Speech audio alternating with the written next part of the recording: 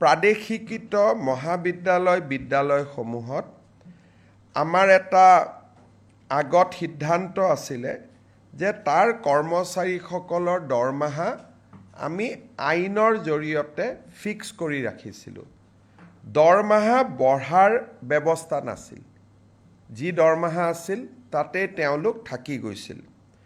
আজি কেবিনেটে সিদ্ধান্ত গ্ৰহণ কৰে যে প্ৰতি বছৰে এখেতসকলৰ দৰমহা 6% বৃদ্ধি হৈ গৈ থাকিব।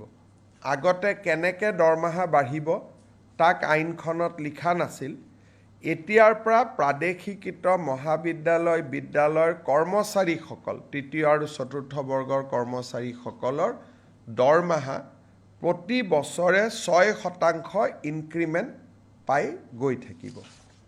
জিঅ'গ্ৰাফিকেলি ডিজএডভান্টেজ স্থানত শিক্ষকতা কৰে, তেওঁলোকে আগতে বদলি হ'বৰ কাৰণে আইনমতে অতি কমেও 12 বছৰ শিক্ষকতা কৰিব লাগিছিল। আজি আমি আগৰ প্ৰতিশ্ৰুতি অনুসৰি বিধানসভাত আইনৰ সংশোধনী আহিব।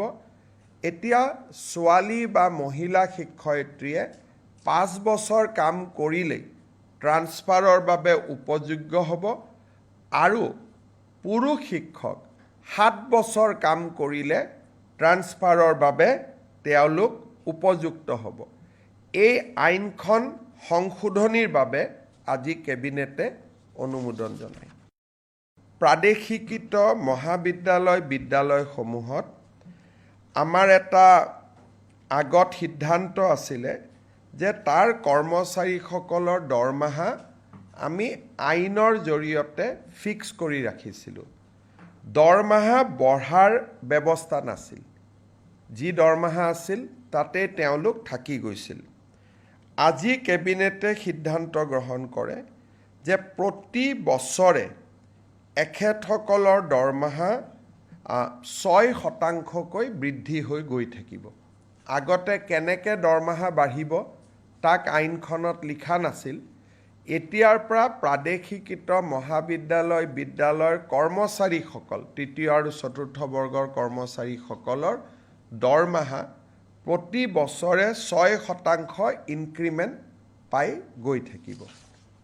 জিঅ'গ্ৰাফিকেলি ডিজএডভান্টেজ স্থানত শিক্ষকতা কৰে, তেওঁলোকে আগতে বদলি হ'বৰ কাৰণে আইনমতে অতি কমেও 12 বছৰ শিক্ষকতা কৰিব লাগিছিল। আজি আমি আগৰ প্ৰতিশ্ৰুতি অনুসৰি বিধানসভাত আইনৰ সংশোধনী আহিব।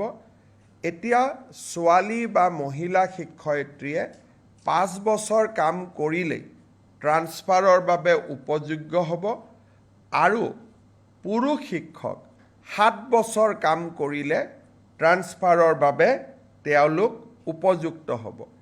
এই আইনখন সংশোধনীৰ বাবে আজি কেবিনেটে অনুমোদন জনায়।